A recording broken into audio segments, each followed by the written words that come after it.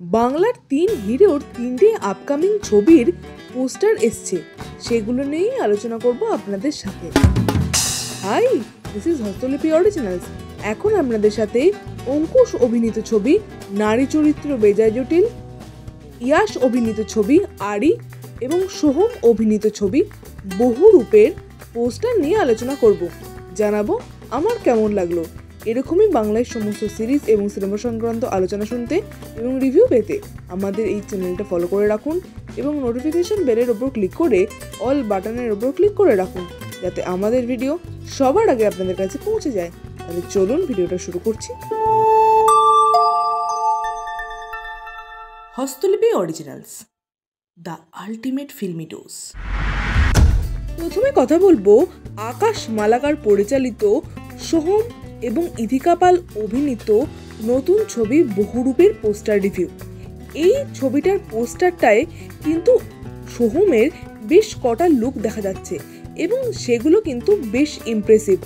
আশা করি এই ছবিটা বেশ ভালো হবে। শোনা গেছিল এই ছবিটা অ্যাকশন থ্রিলার জনরার ছবি হবে। দেখা যাক ছবিটা কেমন কি হয়, তবে পোস্টারটা কিন্তু বেশ ইমপ্রেসিভ লেগেছে। এরপরে কথা বলবো আরি অর্থাৎ ইয়াশের নতুন ছবির বিষয়ে। এই ছবিটার পোস্টার এসছে। এই ছবির পোস্টারে দেখা যাচ্ছে ইয়াশকে বাইক চালাতে এবং তার সাথে মৌসুমী চ্যাটার্জিকেও দেখা যাচ্ছে। এই পোস্টারটাও ফ্যামিলি ড্রামা হিসেবে বেশ ভালোই হয়েছে এবং এর বিজিএম হিসেবে একটা গান বাজছে, সেটাও কিন্তু ফ্যামিলি ড্রামা হিসেবে বেশ ভালো লাগছে। অ্যাকচুয়ালি এটা একটা মোশন পোস্টার। সব মিলিয়ে এই মোশন পোস্টারটাও আমার বেশ ভালো লেগেছে। এরপরে কথা বলবো সুমিত এবং সাহিল পরিচালিত আপকামিং অঙ্কুশের ছবি নারী চরিত্র বেজায় জটিলের পোস্টার নিয়ে।